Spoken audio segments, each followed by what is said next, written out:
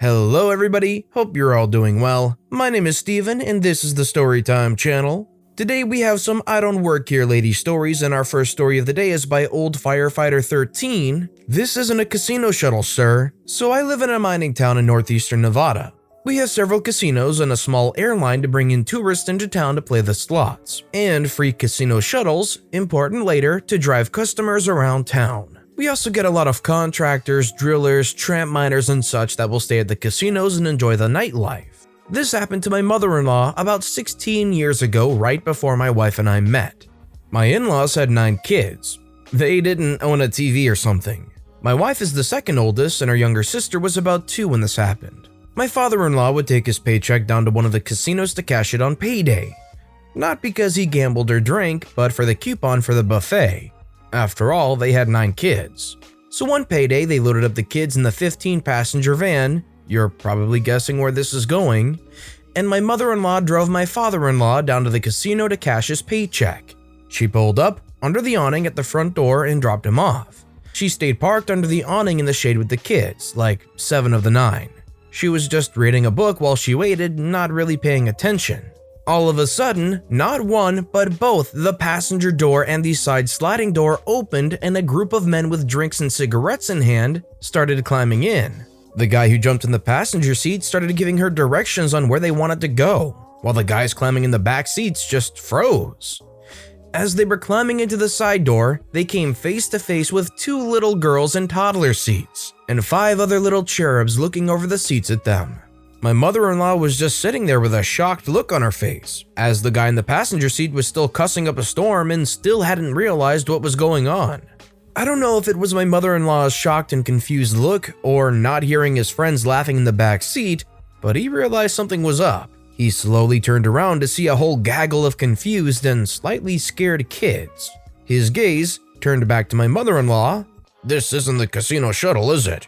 he asked. "Nope," she replied. "It's not." All of the men were very apologetic and really felt bad. They weren't bad men and they didn't throw a fit. All in all, it was a pretty happy ending. Aside from a little scared of the kiddos, but they all still laugh about it to this day.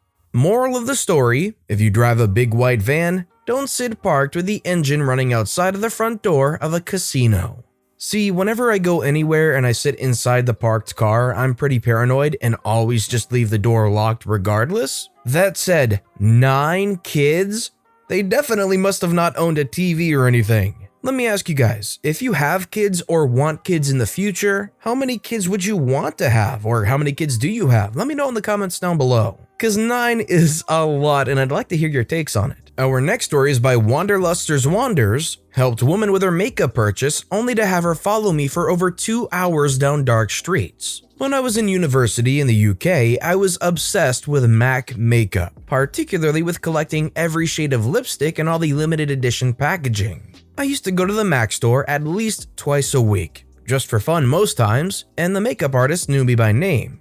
If it was super empty, we would try makeup on each other. Now that you know the background, let's begin with the kinda crazy woman. I was wearing denim dungarees with sandals. I had no makeup on and had my backpack on since I just finished with classes. Basically, there was no way I could actually work for MAC. They all wore black, all makeup completely done. It was crazy busy because a very sought-after collection had just released and the makeup artists were swamped. In walks a sweet old woman with wide eyes and a big smile. She looks really confused and I see her struggling with the lipsticks, my absolute passion at the time. I'm here enough to see how the associates handle this, so when she was trying to wear it straight from the display tube, I walk up to her and tell her that it's dirty and she needs to sanitize it before she puts it on her lips.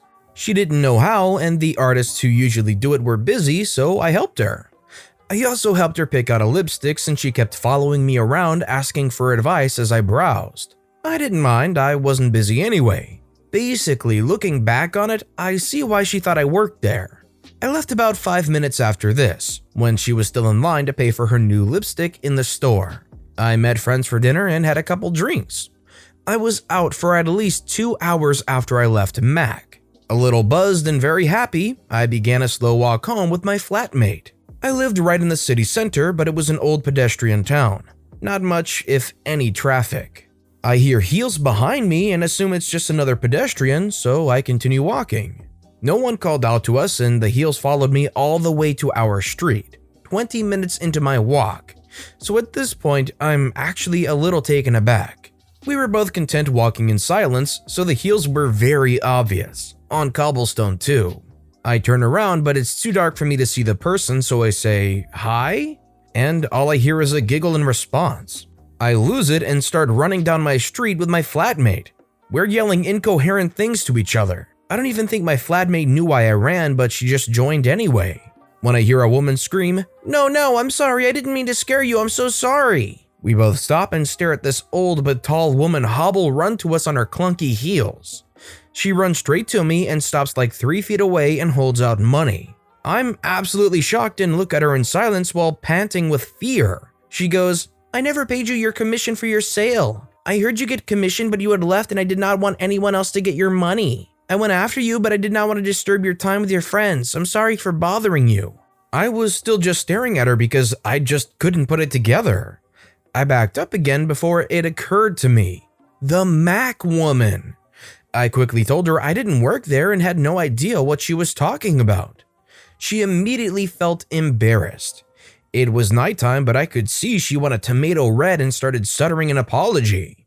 I asked her if she followed me all night, and she said yes. She just didn't want to bother me when I was with my friends and hoped she could get me alone as I walked back. My flatmate jumped in to say how petrifying this was, and I did mention it was creepy. She said she learned her lesson and won't do it again. She was just so happy with my service. She ended up apologizing and trying to hand me the money anyways. It was 15 pounds if anyone was wondering. Old lady thought I would make the full value of the lipstick and commission if I made the sale, bless her. We ended up walking her to her car, we were young and dumb, and laughed about it. She drove a crazy expensive car that made me take a second glance at her. She looked expensive. I don't think she really knew how the world worked outside her wealthy little bubble. She pretty much admitted as much on the walk. She said this is her first time away from home by herself. Usually her husband flies with her. She lives an hour's drive away, so… And her adopted daughters are away at boarding school in Switzerland. She had never been shopping by herself and it was her first time in a mall. Suddenly, it made more sense.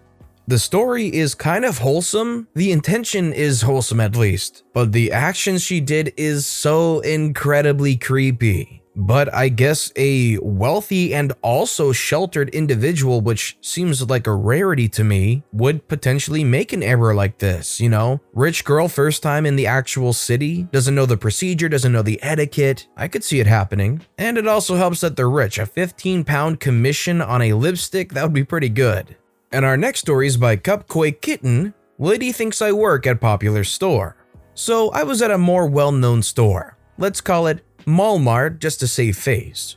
My mother and I had gone to the store to find some stuff for our job since we were doing a little redecorating for my boss. We needed some hot glue gun sticks, laminating sheets, and Velcro circles, for anyone wondering. My mother had to go to the restroom, so I told her I was just going to go ahead and go find them just to make things easier and get us out of there faster since my ankle was hurting. It's better now, don't worry. I walked into the aisle and there was an older woman there looking at the smaller laminating sheets. Now, I should add, I was wearing a blue shirt, one of the main colors for the store, and the color on most of their vests that they have to wear as a uniform. But other than that, there's no way to assume that I worked there. She looked up and started to speak. From here on out, L will be the lady and M will be me. "Oh, miss, I need some…" She paused, looking at me closely. "Oh, you don't work here, do you?" Me laughing a bit. "No, ma'am, I'm sorry." I kept walking into the aisle as this happened and stood near her to look at the sheets as well, while still listening to her. I just needed some help. I don't know if those sheets are the ones you don't need a machine for and I can't see it well from up there." I looked at the lady and followed her gaze to a small pack of sheets hanging a bit higher than the rest.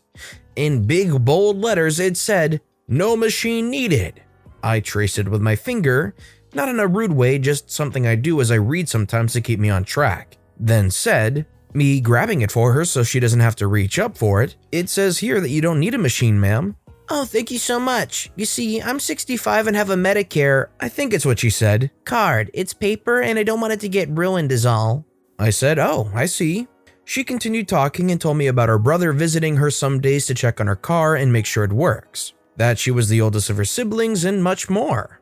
It was nice, though it made me sad to think that she must not have many people to talk to since she sat there talking to me, a stranger. She asked me if school had started and I said yes, it had. I knew because I work in a daycare and a lot of our kids had started school. She smiled and said, "That's nice. I don't know, I don't have any children at home or grandchildren."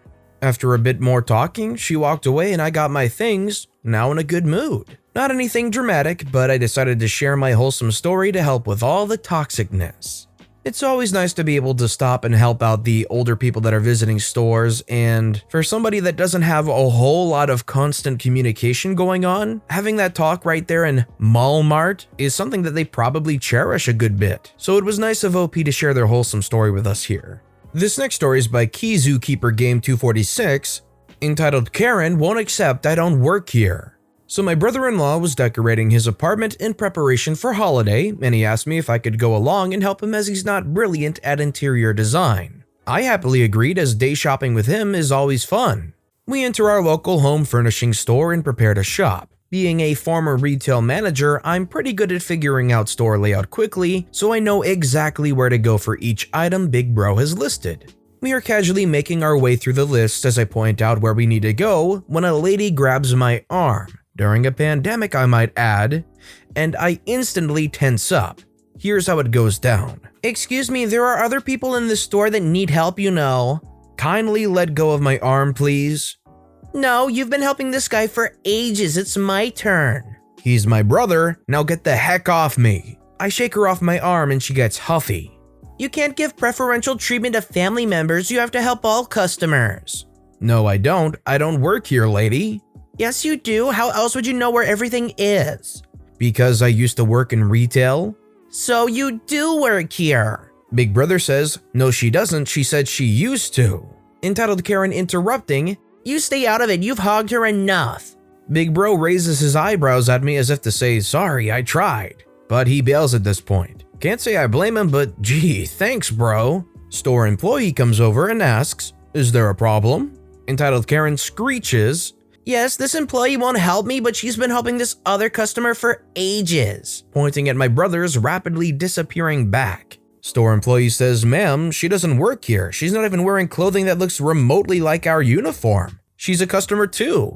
"Then why does she know where everything is?" Store employee looks taken aback, so I decide to rescue her and say, "Because I'm not a moron and can shop by relevant department contents."